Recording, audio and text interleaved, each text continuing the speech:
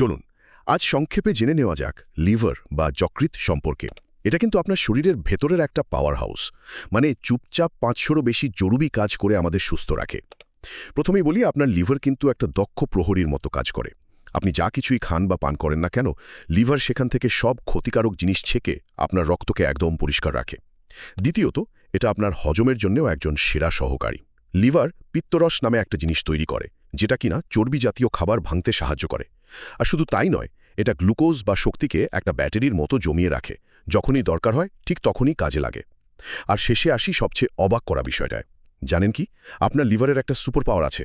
এটা আমাদের শরীরের একমাত্র অঙ্গ যা নিজেকে প্রায় পুরোপুরি আবার তৈরি করে ফেলতে পারে। মানে এর কোনো অংশ যদি নষ্টও হয়ে যায়, সেটা আবার আগের মতো হয়ে যাওয়ার ক্ষমতা রাখে।